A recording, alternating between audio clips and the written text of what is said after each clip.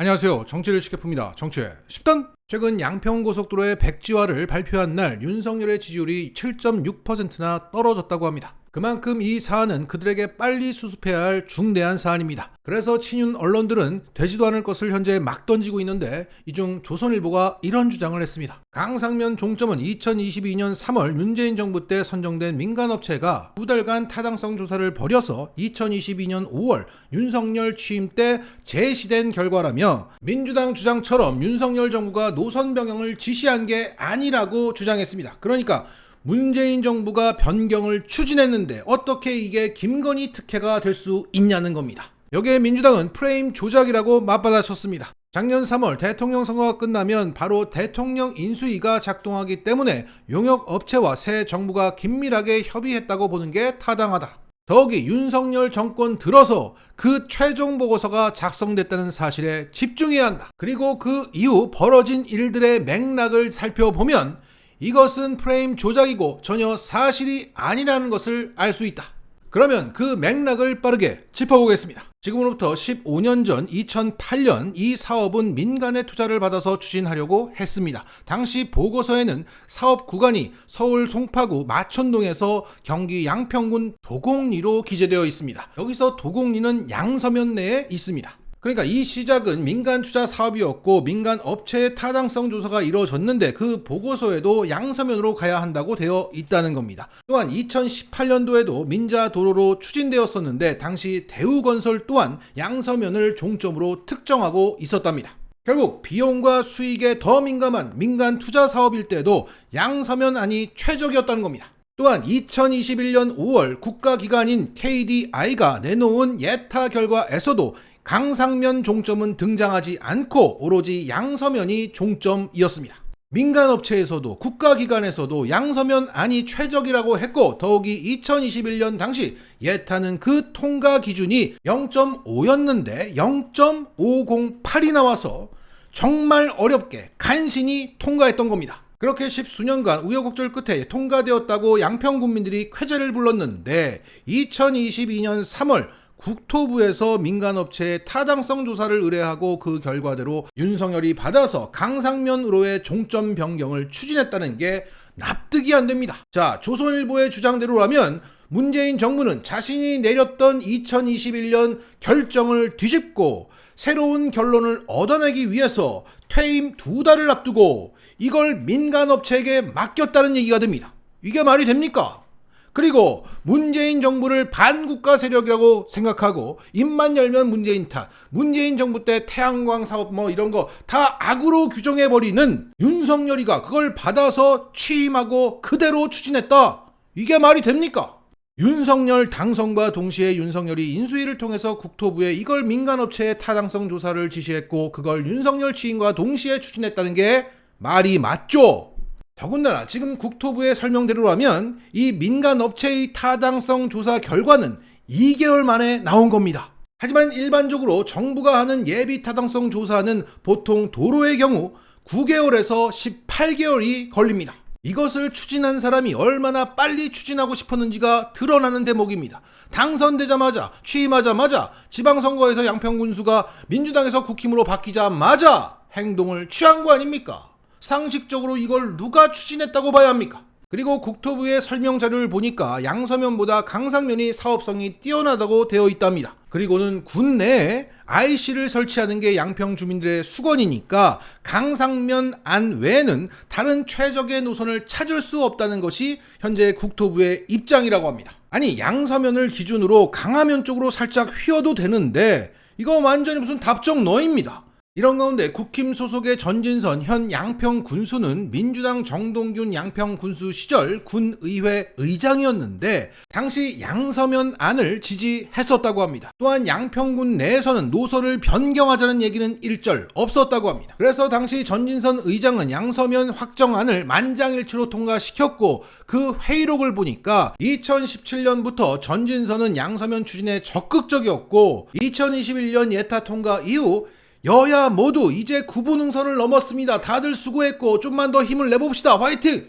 이런 분위기였다고 합니다. 그리고 흥미로운 것은 이 회의록에는 이런 대목이 있었다고 합니다. 현재 김건희 땅이 있는 강상면 종점은 분기점이어서 땅값 상승은커녕 소음과 먼지 피해 때문에 그 땅값은 오르지 않는다는 주장을 그들은 하고 있습니다. 그런데 당시 박현일 군 의원은 이렇게 말했다고 적혀져 있습니다. 서울 양평고속도로 건설 사업을 진짜 10년 수건 사업을 한 방에 해결을 하셨습니다. 잠재적인 가치, 양서, 양평, 옥천, 국수리 모든 매물이 사라지고 양수리 아파트가 1억에서 2억씩 오르고 참 좋습니다.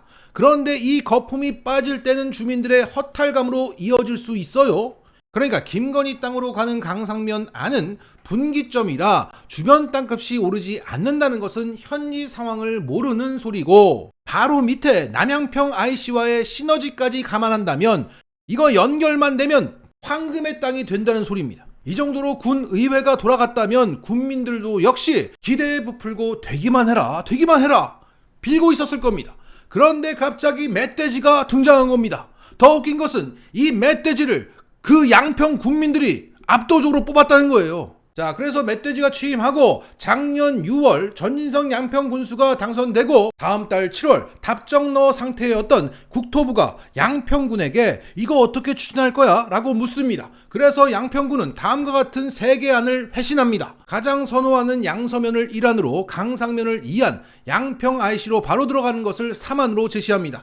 여기서 특이한 것은 예타를 통과한 기존 안에서 살짝 1안을 강화면으로 휘게하고 강화 IC를 포함시켜서 국토부로 보냅니다. 이것은 국토부가 강화 IC를 신설할 수 있다는 명분으로 강상면 안을 밀고 있는 가운데 양서면 안도 강화 IC를 설치할 수 있다는 것을 보여주기 위함이었습니다. 그러니까 국힘 출신의 양평 군수도 양서면으로 가고 싶다는 거였죠. 그리고 나서 해가 바뀌고 올해 1월에 국토부는 양평군청에 이와 같은 노선 계획안을 보내면서 검토 의견을 회신하라고 합니다.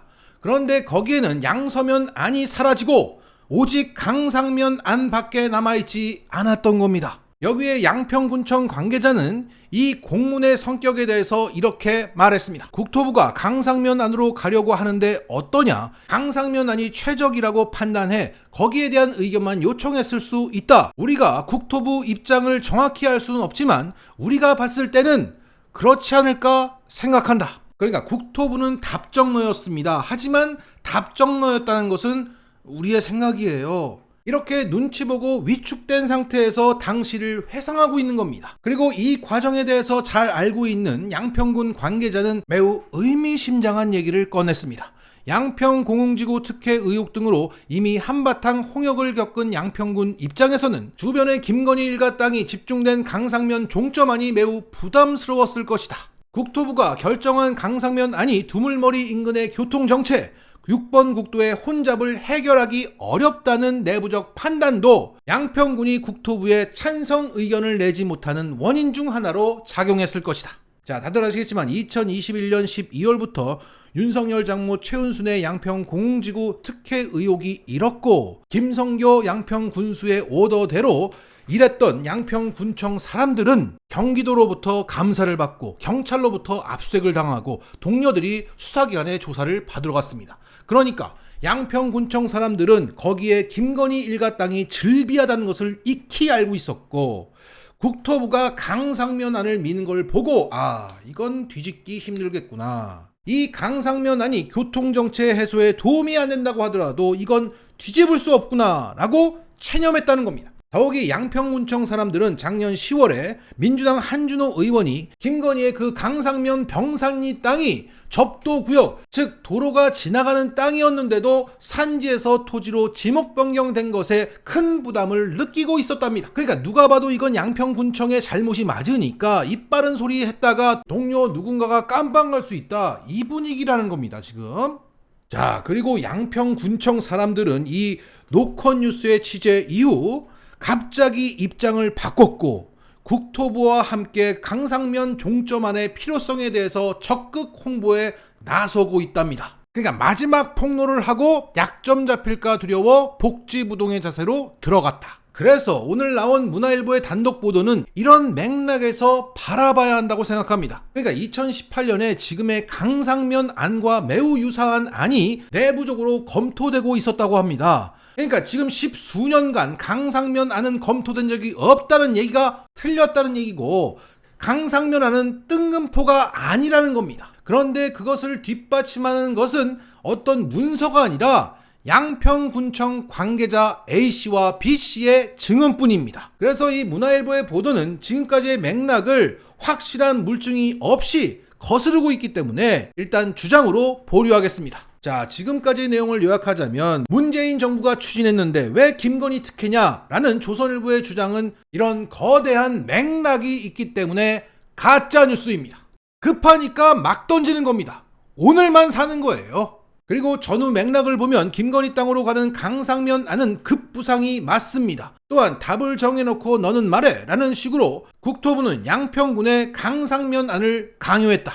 그 속내를 노골적으로 드러낸 시점은 올해 1월이었다. 여기에 양평군청 공무원들은 그 압박감 속에서 끝내 체념했다. 이후 올해 5월 국토부는 우리에게는 양서면과 강상면이라는 두 개의 복수안이 있어요 라고 말하고 논란이 일자 검토 중이었습니다. 아무것도 결정된 게 없습니다 라고 말합니다. 그래도 논란이 계속되자 백지화시키면서 수많은 해명을 늘어놓고 있지만 죄다 거짓말에 앞뒤가 맞지 않고 있습니다.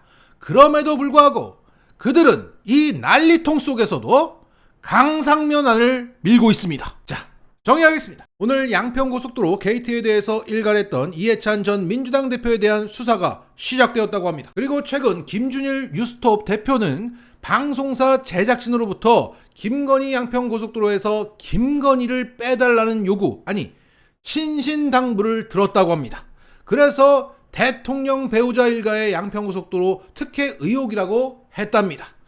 여기에 울산에서 도로를 휘게 만들어 1800배 이득을 본 김기현 국힘 대표는 미국으로 날아갔습니다. 윤석열이 치워버린 겁니다. 네가 여기 있으면 지금 도움이 안 돼요. 네가 가라 하와이, 뭐 이런 거예요. 다들 찍소리 하면 죽는다는 겁니다. 하지만 그렇게 될 리는 없습니다. 무엇보다 지금 돌아가는 상황이 그래도 현재 기자 정신이 아직 남아있는 몇 안 되는 기자들의 취재 욕구를 자극하고 있습니다. 이게 꼬리에 꼬리를 무는 지점이 너무나 많아요. 예를 들어 이런 거죠. 이 국책 사업을 2개월 만에 타당성 조사를 마친 그 동해종합기술공사의 정점래 회장이 현재 민주평통위원이네? 이 동해기술이 그 시끄러웠던 서울시 마포구 소각장의 타당성 조사도 했었네? 알고 보니까 오세훈의 서울시에는 이 동해기술 퇴직자가 20명이나 박혀있고 아예 서울시는 동해기술 오비들의 천국이라네? 아, 왜 그럴까? 우리 다같이 꼬리에 꼬리를 물어봅시다. 자, 그리고 끝으로 저희 구독자분 중에 한 명이 이 라스트 뉴스를 한번 해달라고 합니다. 그래서 라스트 뉴스! 조갑제가 이런 말을 했다고 합니다. 한국 우파는 60년 전통이고 한국 좌파는 533년이다. 왜냐? 조선 왕조가 좌파 정권이었답니다. 그러니까 조선은 중국을 4대했고 중국은 빨갱이 나라니까. 조선은 좌파 정권이었다는 겁니다. 우리가 이런 자들과 싸우고 있습니다. 싸움하고 있다는 것 자체가 자괴감이 듭니다. 마치겠습니다.